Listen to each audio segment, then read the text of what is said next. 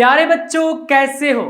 तो physics inside out platform पर मैं हूं आपका फिजिक्स टीचर और हम पढ़ रहे हैं 11th class physics new book chapter number 4 work energy and power.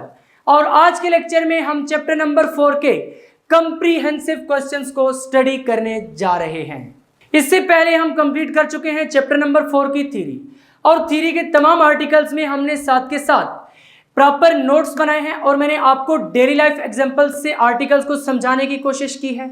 और इसके साथ साथ हर आर्टिकल में ये भी बताया है कि इस आर्टिकल में से किस तरह के लॉन्ग क्वेश्चंस बन के आ सकते हैं और किस तरह के शॉर्ट क्वेश्चंस आपके पेपर में बन के आ सकते हैं, और आपने उन शॉर्ट क्वेश्चंस और उन लॉन्ग क्वेश्चंस को किस तरह से अटेम्प्ट करके पेपर में मैक्सिमम मार्क्स गेन करने हैं। तो अगर अभी तक आपने वो लेक्चर्स अटेंड नहीं किए तो उनका लिंक आपको डिस्क्रिप्शन में मिल जाएगा और इसके साथ साथ कमेंट सेक्शन में मिल जाएगा, वहां से आप इजीली असेस कर सकते हैं। इससे पहले कि आज के इस लेक्चर को स्टार्ट करें, अगर अभी तक आपने फिजिक्स इनसाइड आउट को सब्सक्राइब नहीं किया तो जल्दी से सब्सक्राइब करके बेल आइकन के बटन को क्लिक कर दें, ताकि जैसे ही नेक्स्ट लेक्चर्स अपलोड हों आपको साथ के साथ नोटिफिकेशंस मिलते रहें और आप एग्जाम की बहुत ही अच्छे से तैयारी करके बहुत अच्छे मार्क्स ले सकें। तो चलिए आज के इस लेक्चर को स्टार्ट करते हैं। कंप्रीहेंसिव क्वेश्चंस की सीरीज में सबसे पहला क्वेश्चन है define kinetic energy and derive N expression for the same. इस क्वेश्चन में आपने सबसे पहले काइनेटिक एनर्जी को डिफाइन करना है, उसकी एग्जांपल लिखनी है और उसके बाद रिलेशन डिराइव करना है kinetic energy is equal to half mv²। और ये सारे का सारा हमने लेक्चर नंबर 74 में किया हुआ है। पूरा लेक्चर नंबर 74 है ही इसी टॉपिक पर, क्योंकि ये लॉन्ग क्वेश्चंस है, कंप्रीहेंसिव क्वेश्चंस हैं, तो आपने डायरेक्टली इस लेक्चर से इसका आंसर देख लेना है। इस लेक्चर में मैंने आपको बकायदा ये वाला क्वेश्चन भी बताया था कि आपने इसको किस तरह से पेपर में अटेम्प्ट करना है। अब ये लेक्चर आपको कहाँ पर मिलेगा? अभी आप इस वीडियो की डिस्क्रिप्शन में जाइए, वहां पर आपको चैप्टर नंबर 4 की प्लेलिस्ट का लिंक मिल जाएगा, उसको आप क्लिक करें, वहां से चैप्टर नंबर 4 की प्लेलिस्ट ओपन हो जाएगी। जैसे ही प्लेलिस्ट ओपन होगी तो वहां पर थंबनेल्स पर ये लेक्चर नंबर्स लिखे हुए हैं, तो वहां पर आप अपने रिक्वायर्ड लेक्चर नंबर को फाइंड कर सकते हैं। नेक्स्ट है question number 4.2 how is work done bye a constant force and variable force. अब यहां पर actually work done bye a constant force को भी आपने एक्सप्लेन करना है, work done bye a variable force को भी एक्सप्लेन करना है। यानी इसमें सबसे पहले आपने वर्क डन की डेफिनेशन लिखनी है, उसके बाद आपने कांस्टेंट फोर्स के लिए जो रिलेशन है उसको लिखना है, फिर ग्राफिकल मेथड की बात करनी है। सिमिलरली वेरिएबल फोर्स के केस में पहले वेरिएबल फोर्स की डेफिनेशन लिखनी है, फिर वेरिएबल फोर्स किस तरह से वर्क डन करती है उसको हम कैलकुलेट किस तरह से करते हैं, ग्राफिकल मेथड से किस तरह से वर्क डन कैलकुलेट करते हैं वेरिएबल फोर्स के केस में। तो कांस्टेंट फोर्स की सारी कहानी मैंने आपको लेक्चर नंबर 70 में बताई थी और वेरिएबल फोर्स के बारे में सब कुछ लेक्चर नंबर 71 में बताया था। लेक्चर नंबर 70 में आपको बहुत ही डिटेल में मिल जाएगा work done bye constant force, क्योंकि ये टॉपिक नंबर 4.1 है और ये पूरा टॉपिक ही इस क्वेश्चन के आंसर में आएगा। सिमिलरली टॉपिक नंबर 4.2 जो कि लेक्चर नंबर 71 में हमने कवर किया था work done by variable force, वो पूरा टॉपिक ही इस क्वेश्चन के आंसर में आएगा।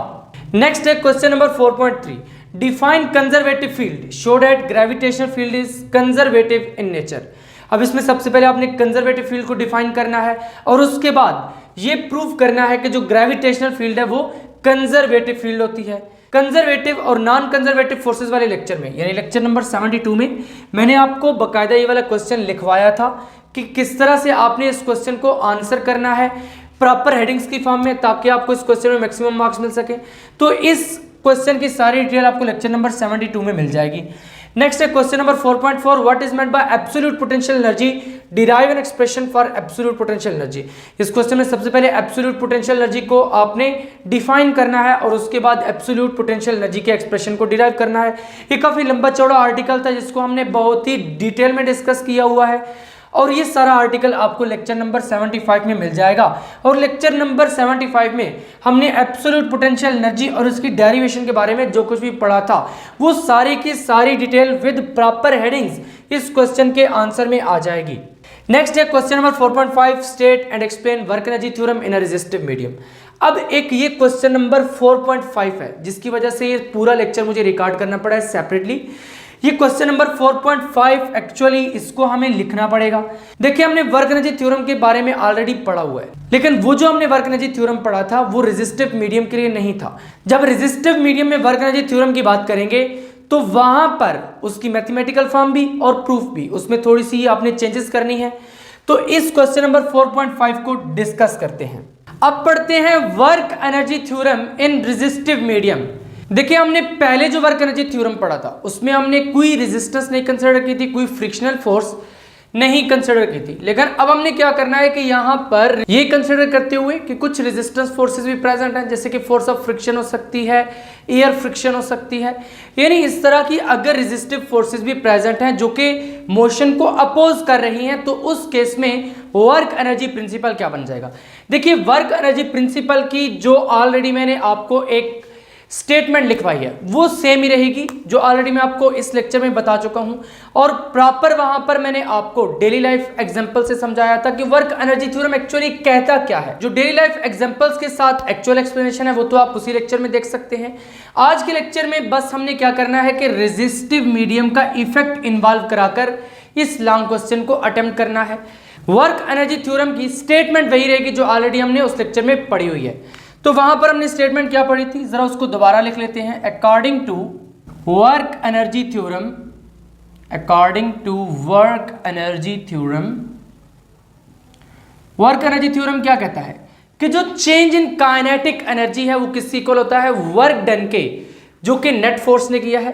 देखो यहां पर ये मेरे पास एक मार्कर है, अगर मैं इसको इस तरह से रोल करूंगा अपने हैंड पर तो ऑब्वियसली यहां पर फ्रिक्शन तो हो रही है, यानी यहां से मैंने क्या किया है, नेट फोर्स अप्लाई की है। जब मैंने नेट फोर्स अप्लाई की है तो ये मोशन में आया है, यानी इसकी काइनेटिक एनर्जी में चेंज आया है। तो वर्क एनर्जी थ्योरम यही कहता था कि जो काइनेटिक एनर्जी में चेंज आया है वो उस वर्क डन के इक्वल है जो कि इस फोर्स ने किया जो मैं अप्लाई कर रहा हूं।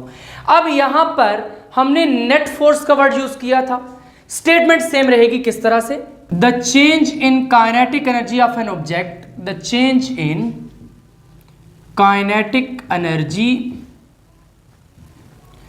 Of an object is equal to the work done on it, is equal to the work done on it by a net force।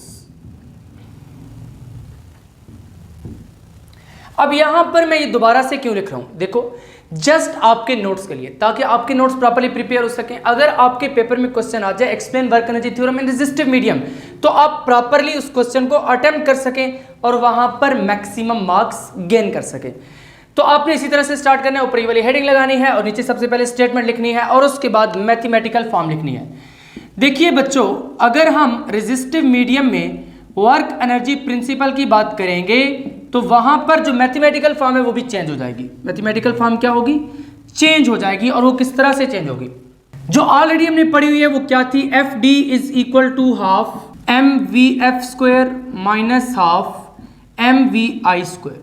ये वाली स्टेटमेंट ऑलरेडी हमने पढ़ी हुई है, mathematical form F D is equal to half M V F square minus half M V I square, यानी work done by net force. ये F क्या है, नेट फोर्स है, work done by net force is equal to change in kinetic energy. ये final kinetic energy है, initial kinetic energy. Final minus initial का क्या मतलब है, चेंज। तो यहां पर इस तरह भी हम इसको पढ़ सकते हैं, change in kinetic energy is equal to work done on a body by a net force. यहां तक ये स्टेटमेंट आपको क्लियर हो गई। देखिए यहां पर एक्चुअली इस केस में जो नेट फोर्स की हम बात कर रहे हैं, ये जस्ट अप्लाइड फोर्स की बात कर रहे हैं कि जो फोर्स उस पर एक्ट की है। लेकिन अगर रेजिस्टिव मीडियम की बात करेंगे तो रेजिस्टिव मीडियम पे एक तो अप्लाइड फोर्स होगी। देखो इस मार्कर को मैंने यहां से फोर्स अप्लाई की, इसने आगे मूव करना क्या कर दिया, स्टार्ट कर दिया। लेकिन यहां पर रेजिस्टेंस भी थी, एक तो वो फोर्स है जो मैंने अप्लाई की, एक रेजिस्टेंस फोर्स है।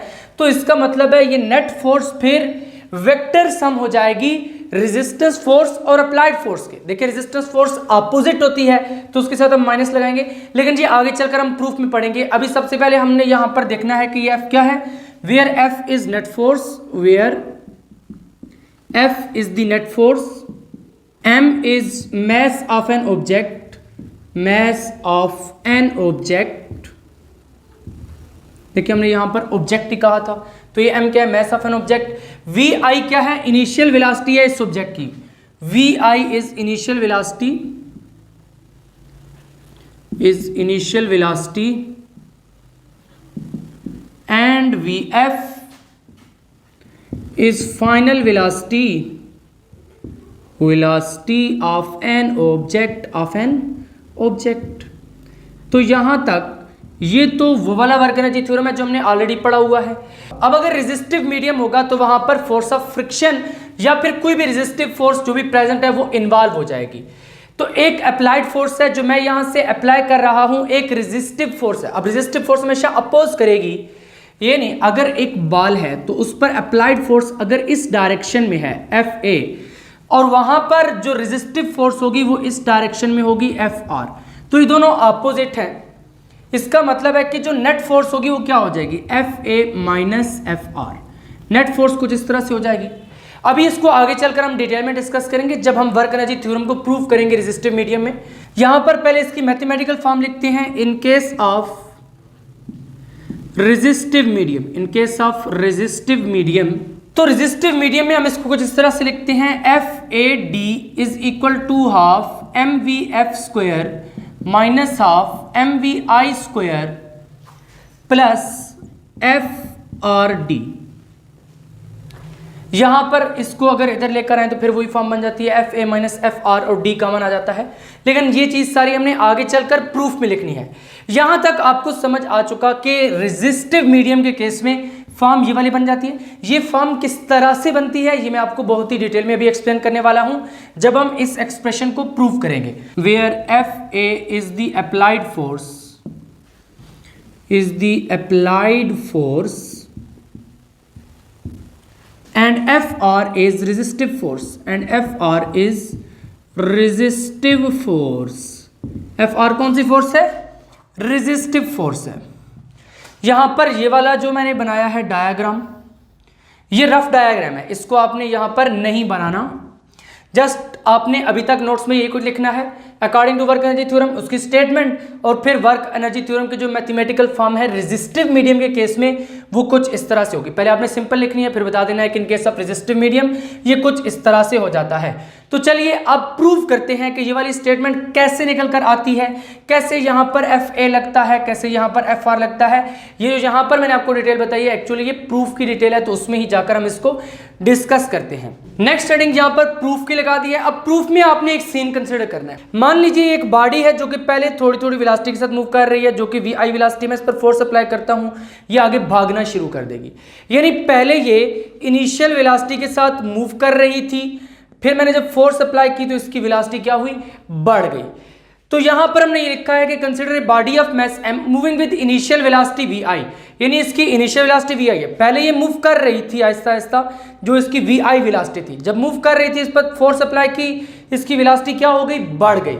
जब इसकी वेलोसिटी बढ़ गई तो बढ़कर कितनी हुई है, vf हुई है। अब force F acts on it and its velocity becomes vf। If the body covers distance d, कहता है कि अगर बॉडी डिस्टेंस d कवर करती है, मान लीजिए यहां से लेकर यहां तक, तो उस केस में बॉडी में जो एक्सेलरेशन प्रोड्यूस हुई है वो कितनी होगी। ऑब्वियसली यहां पर जब हमने फोर्स अप्लाई किया, न्यूटन सेकंड लॉ ये कहता है कि जब भी आप फोर्स अप्लाई करेंगे एक्सेलरेशन प्रोड्यूस्ड होगी, यानी नेट फोर्स जब एक्ट करेगी तो एक्सेलरेशन क्या होगी, प्रोड्यूस होगी। अब यहां पर हमने उस एक्सेलरेशन का रिलेशन लिखना है।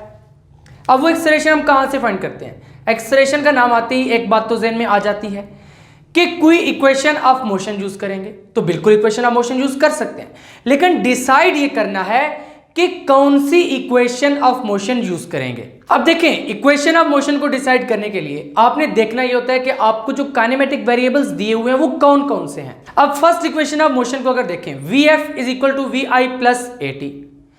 अब हमारे पास Vf है जिसकी हमने बात की हुई है, Vi की भी हमने बात की हुई है, एक्सेलरेशन प्रोड्यूस हुई है उसको हमने फाइंड करना है। लेकिन मसला यह है कि यहां पर T की हमने बात नहीं की, इसलिए हमें T फाइंड करना पड़ेगा। तो बेहतर है कि इस इक्वेशन को छोड़ दें। सेकंड इक्वेशन ऑफ मोशन क्या है, S is equal to VIT plus half AT square, इसमें भी T आ रहा है तो फिर T कैलकुलेट करना पड़ेगा। थर्ड पर चलते हैं, थर्ड इक्वेशन ऑफ मोशन क्या है, 2AS is equal to VF square minus VI square. हाँ ये काम चला जाएगी, इसमें T नहीं है। 2AS एक्सेलरेशन हमने फाइंड करनी है, S हमारे पास क्या है, डिस्टेंस D है, तो इसकी जगह पर हम D लिख देंगे। VF की हमने बात की हुई है, VI की भी बात की हुई है। इसका मतलब है कि यहाँ पर जो best suitable equation of motion है that is the third equation of motion, और इसकी डिटेल्ड एक्सप्लेनेशन ऑलरेडी मैं आपको इस लेक्चर में दे चुका हूँ जब मैंने आपको वर्क एनर्जी थ्योरम बहुत ही डिटेल में पढ़ाया था। तो यहाँ पर भी अब क्या करना है कि थर्ड इक्वेशन ऑफ मोशन को यूज करना है। तो किस तरह से लिखेंगे, 2A डिस्टेंस कितना कवर किया, D is equal to VF square minus VI square. यहां से अगर आप ए फाइंड करें, क्योंकि हमने क्या फाइंड करनी है, acceleration produce in the body, तो this implies that A is equal to V F square minus V I square over, 2 भी नीचे आ जाएगा, डी भी इधर आके नीचे आ जाएगा, यानी उधर मल्टीप्लाई हो रहे हैं, इधर डिवाइड हो जाएंगे। A is equal to V F square minus V I square over 2d। अब एक एक्सेलरेशन तो यहां से मिली है, लेकिन आपके ज़हन में आ रहा होगा सर एक्सेलरेशन हम और आसानी से कैलकुलेट कर सकते हैं F is equal to M A से। तो बिल्कुल जी हाँ, वहां से भी आप एक्सेलरेशन को निकाल सकते हैं। Newton second law of motion कहता क्या है, देखिए according to Newton second law of motion, according to Newton's second law of motion, second law of motion, तो न्यूटन सर का जो दूसरा लॉ है वो क्या कहता है, F is equal to M A. Newton sir ने ये कहा था कि जब भी नेट फोर्स एक्ट करती है एक्सेलरेशन प्रोड्यूस होती है।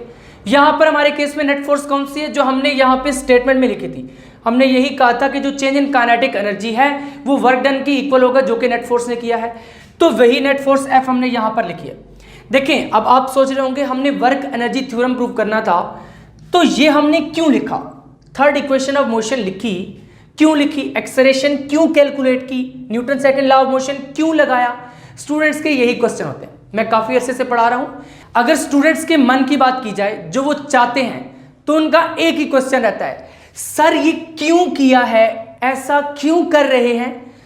तो यहां पर बच्चों आपने समझना ये है, हमने प्रूफ क्या करना था, F D is equal to half M V F square minus half M V I square. ये सिंपल फॉर्म थी, रेजिस्टिव मीडियम में सेकंड फॉर्म आ जाएगी जो हमने दूसरी मर्तबा लिखी थी।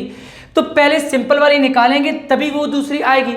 तो सिंपल वाली में हमें क्या चाहिए था, F D is equal to change in kinetic energy. तो यहां पर बेसिकली ये जो सब कुछ हम कर रहे हैं ये एफ डी को फाइंड करने के लिए कर रहे हैं कि एफ डी किसकी इक्वल आता है। अभी देखिएगा ये सारे का सारा एफ डी की तरफ जाएगा। किस तरह से, यहां से अगर एक्सेलरेशन निकालें तो एक्सेलरेशन कितनी आती है, एफ अवर एम, एम को इधर नीचे लिया, एफ अवर एम हो जाएगा। इसको अगर मैं इक्वेशन नंबर 1 कह दूं और इसको इक्वेशन नंबर 2 कह दूं। अब यहां पर देखें इन दोनों इक्वेशंस की ये वाली साइड सेम है, कौन से वाली, लेफ्ट हैंड साइड। जब लेफ्ट हैंड साइड सेम है तो इक्वेशन की राइट हैंड साइड भी तो सेम होनी चाहिए, जी बिल्कुल होनी चाहिए। तो यहां पर लिखते हैं comparing equation 1 and 2, comparing equations 1 and 2। देखिए यहां पर आप कंपेयर करके भी लिख सकते हैं, या फिर ये कह सकते हैं कि इक्वेशन 2 से ए की वैल्यू उठा के इक्वेशन 1 में पुट कर दें, कुछ भी कर सकते हैं। तो यहां से क्या लिखेंगे, F over M is equal to V F square minus V I square over 2d।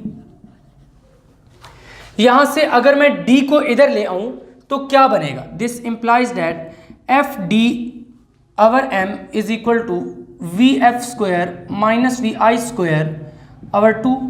This implies that, मैं इंप्लाइज डाल के स्टेप के आगे स्टेप करूँ, अपने स्टेप के नीचे स्टेप करना है। एफ डी इधर ही रहेगा, एम को उधर ले जाएं तो किस तरह से लिखेंगे, F D is equal to, M को उधर लेकर जाएंगे तो M into V F square minus V I square over 2।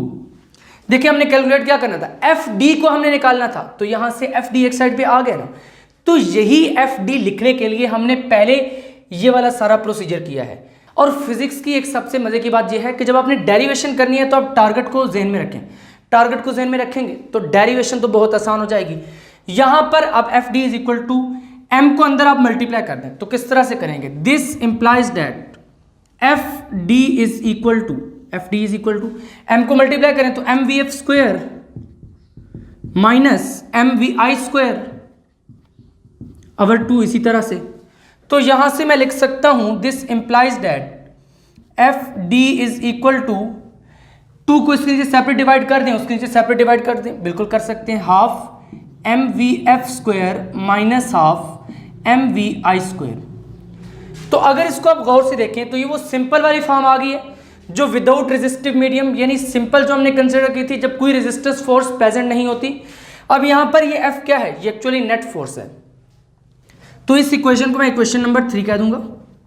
अब यहां पर हमने रेजिस्टिव मीडियम का इफेक्ट इन्वॉल्व करवाना है। देखिए रेजिस्टिव मीडियम का क्या मतलब है कि अगर बॉडी मूव कर रही है, मान लीजिए ये एक बॉडी है जो कि इस तरफ मूव कर रही है, यानी अप्लाइड फोर्स किधर है, इस तरफ है, और इस पर रेजिस्टिव फोर्स भी लग रही है। रेजिस्टिव फोर्स इसकी मोशन को अपोज करेगी। कोई भी रेजिस्टिव फोर्स हो सकती है, एयर फ्रिक्शन हो सकती है, ड्रैग फोर्स हो सकती है, कोई भी फोर्स हो सकती है। यहां पर हम जनरली ले रहे हैं एफ आर कि कोई भी रेजिस्टिव फोर्स है। तो बच्चों अगर ये नेट फोर्स है तो यहां से नेट फोर्स मैं कैसे निकालूंगा? नेट फोर्स का क्या मतलब है? Vector sum of all the forces. यहां पर अगर मैं इन दोनों फोर्सेस का वेक्टर सम करूंगा तो एफ मुझे किसके इक्वल मिलेगा? देखें, एफ ए एक फोर्स है, दूसरी एफ आर है। इन दोनों को हमने क्या करना है? ऐड करना है। लेकिन देखना यह है कि एफ आर की डायरेक्शन एफ ए से अपोजिट है। जब डायरेक्शन अपोजिट होगी तो साथ माइनस का साइन आएगा, तो यहां पर हम लिखेंगे माइनस एफ आर। तो यहां से फिर f is equal to F A minus F R हो जाएगा। तो यही जो f की वैल्यू है इसको उठाकर इस इक्वेशन नंबर 3 में पुट करेंगे तो हमें रेजिस्टिव मीडियम में जो वर्क एनर्जी थ्योरम की मैथमेटिकल फॉर्म है वो मिल जाएगी। तो वहां से हम इजीली प्रूव कर लेंगे। तो चलिए फिर इस इक्वेशन नंबर 3 में नेट फोर्स की ये वाली वैल्यू यूज करते हैं। अब इसी कंसेप्ट को उठा के यहां पर लिख दिया है। ये वही वाली इक्वेशन नंबर 3 है जो ऑलरेडी हमने लिखी थी, उसको जस्ट दोबारा लिखा है। तो किस तरह से लिखा है? In a resistive medium the net force F is vector sum of an applied force FA and a resistive force FR। यानी अगर कोई रेजिस्टिव मीडियम होगा उसमें एक अप्लाइड फोर्स होगी और एक रेजिस्टिव फोर्स होगी। अप्लाइड फोर्स क्या करेगी? वर्क डन करेगी, और वो work done against the resistive force भी करेगी और बॉडी को आगे मूव कराने के लिए भी, यानी काइनेटिक एनर्जी में चेंज लाने के लिए भी और against the friction work done करने के लिए भी। तो यहाँ पर फिर ये FA इस तरफ है और FR इस तरफ है। क्योंकि एफ आर अपोजिट है इसीलिए हमने लिखा है F R which always acts opposite to the direction of motion, जो कि डायरेक्शन ऑफ मोशन से अपोजिट एक्ट करती है। और F is equal to F A minus F R किस तरह से आता है? वो इस तरह आता है। यहाँ पर मैंने आपको बता दिया है। ये सारे का सारा रफ फर्क है। तो यहाँ से अब क्या करेंगे? ये एफ की वैल्यू उठाकर इक्वेशन नंबर 3 में पुट करेंगे। Putting this value of F, putting this value of F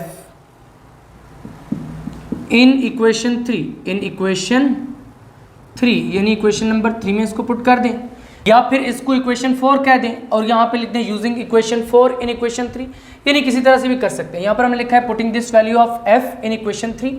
तो इसको पुट कर दीजिए, F A minus F R into D is equal to half M V F square minus half M V I square. यहाँ से आप इसको multiply करें, F A into D हो जाएगा minus F R into D, F A D minus F R D, यानी D को separately दोनों टर्म्स के साथ मल्टीप्लाई करें, is equal to half M V F square minus half M V I square. तो यहाँ से अगर इस एफ आर डी को उधर ले जाएं तो क्या हो जाएगा? एफ ए डी, यहाँ पर आपने इम्प्लाइज भी डालना है, is equal to half M V F square minus half M V I square. ये उधर जाएगा तो प्लस हो जाएगा, प्लस एफ आर डी। तो यहां से अब हम ये कह सकते हैं कि अप्लाइड फोर्स ने जो वर्क डन किया है उसकी वजह से क्या क्या हुआ है? Change in kinetic energy plus work done against friction force या फिर रेजिस्टिव फोर्स, जो भी फोर्स प्रेजेंट है। देखिए फ्रिक्शन भी एक रेजिस्टिव फोर्स है, जो एयर रेजिस्टेंस है वो भी रेजिस्टिव फोर्स है, ड्रैग फोर्स, यानी यहां पर कोई भी रेजिस्टिव फोर्स हो सकती है। तो ये एफ आर डी फिर क्या है? Actually work done against friction या work done against resistive force. तो यहां पर फिर हम लिख देते हैं दिस शोज दैट, तो ये क्या शो कर रहा है? Work done by applied force, work done by applied force. ए हमने क्यों लिखा है? अप्लाइड फोर्स के लिए लिखा है। Work done by applied force, applied force is equal to, देखिए ये काइनेटिक एनर्जी फाइनल है, ये काइनेटिक एनर्जी इनिशियल है, तो इसका मतलब है final minus initial, change in kinetic energy. तो is equal to change in kinetic energy, change in kinetic energy plus ये टर्म क्या है? Work done against resistive force, या फिर सिंपली आप ये भी लिख सकते हैं वर्क डन अगेंस्ट फ्रिक्शन भी लिख सकते हैं। तो वही लिख दीजिए, वर्क डन अगेंस्ट फ्रिक्शन। यहाँ पर फ्रिक्शन भी लिख सकते हैं, ये ज़्यादा कॉमनली अगर लिखना चाहते हैं तो work done against resistive force भी लिख सकते हैं, दोनों लिख सकते हैं। तो यहाँ पर फिर ये वही वाली मैथमेटिकल फॉर्म है जो कि मैंने आपको लिखवाई थी। तो इसका मतलब है कि ये वाली मैथमेटिकल फॉर्म करेक्ट है जो कि हमने डिराइव की है, क्योंकि हमने यही बताना था कि रेजिस्टिव मीडियम में वर्क एनर्जी थ्योरम क्या होता है। तो रेजिस्टिव मीडियम में वर्क एनर्जी थ्योरम यही रहेगा। अब आप कहेंगे सर फिर स्टेटमेंट कैसे वही रहेगी, जब मैथमेटिकल फॉर्म चेंज हुई है तो स्टेटमेंट कैसे वही रहेगी। देखिए स्टेटमेंट वही रहेगी क्योंकि स्टेटमेंट में हमने लिखा था नेट फोर्स। अब नेट फोर्स में सारी फोर्सेज आ जाती हैं, अप्लाइड फोर्स भी, रेजिस्टिव फोर्स भी। इसका मतलब है कि स्टेटमेंट रेजिस्टिव मीडियम के लिए वही रहेगी क्योंकि वहां पर हमने नेट फोर्स का वर्ड यूज किया है और मैथमेटिकल फॉर्म चेंज हो जाएगी, चेंज होके ये वाली आ जाएगी। अब यहाँ पर अगर देखें तो मैं इस एफ आर को अगर जीरो कर दूं यानी रेजिस्टिव मीडियम प्रेजेंट ना हो तो ये वापस से ऑलमोस्ट वही वाली फॉर्म बन जाएगी। इसका मतलब है कि ये वाली जो हमने फॉर्म बनाई है ये करेक्ट फॉर्म है। तो यहाँ पर फिर वर्क एनर्जी थ्योरम इन रेजिस्टिव मीडियम प्रूव हो चुका है। अब जब मैंने आपको वर्क एनर्जी थ्योरम वाला लेक्चर दिया था जो ऑलरेडी बहुत ही डिटेल में आपको पढ़ाया हुआ है, उसमें मैंने आपको एक और हेडिंग बनवाई थी, applicability of work energy theorem. क्या हेडिंग बनवाई थी? Applicability of work energy theorem. Applicability of work energy theorem. इसमें मैंने आपको 2 पॉइंट्स लिखवाए थे, वो वाले 2 पॉइंट्स उठाकर आपने यहाँ पर लिख देने हैं। अगर बार बार मैं वो पॉइंट्स रिपीट करता रहा तो लेक्चर काफ़ी लेंथी हो जाएगा क्योंकि ऑलरेडी वो मैंने इस लेक्चर में एक्सप्लेन किए हुए हैं, इसलिए आप उनको इस लेक्चर से देख सकते हैं। जब आप applicability of work energy theorem या फिर validity of work energy theorem वो वाले 2 पॉइंट्स भी लिख देंगे तो यहाँ पर आपका ये क्वेश्चन कंप्लीट हो जाएगा, work energy theorem in a resistive medium. Next question है क्वेश्चन नंबर 4.6। क्वेश्चन नंबर 4.6 क्या है? Define escape velocity, show that an expression for escape velocity can be expressed as square root of 2gr where r and g denote radius of earth and acceleration due to gravity respectively. इस question में आपने सबसे पहले क्या करना है? Escape velocity को define करना है और उसके बाद आपने एस्केप वेलोसिटी का रिलेशन डिराइव करना है। ये वाला रिलेशन बाकायदा तौर पर मैंने आपको लेक्चर नंबर 76 में डिराइव करवाया हुआ है। और जो नेक्स्ट कह रहा है also find its numerical value near the surface of earth, ये भी मैंने आपको ऑलरेडी कैलकुलेट करवाई हुई है लेक्चर नंबर 76 में, जो कि 11 किलोमीटर पर सेकेंड आती थी। तो लेक्चर नंबर 76 में आपको इस क्वेश्चन का प्रॉपर डिटेल्ड आंसर मिल जाएगा और लेक्चर नंबर 76 में हमने जो कुछ भी पढ़ा था वो सारे का सारा इस क्वेश्चन के आंसर में आ जाएगा। फाइनली आज के लेक्चर में हमने 11th class physics new book chapter number 4 work energy and power के कंप्रीहेंसिव क्वेश्चंस को डिस्कस किया है। उम्मीद है कि कंप्रीहेंसिव क्वेश्चंस आपको अच्छे तरीके से समझ आ चुके होंगे। वन टाइम अगेन ये जितने भी लेक्चर्स हैं इनका लिंक आपको डिस्क्रिप्शन में मिल जाएगा। डिस्क्रिप्शन बॉक्स को जब आप ओपन करेंगे तो वहां पर आपको चैप्टर नंबर 4 की प्लेलिस्ट का लिंक मिलेगा। आपने उस लिंक को क्लिक करना है और वहां से आपके पास पूरी प्लेलिस्ट ओपन हो जाएगी।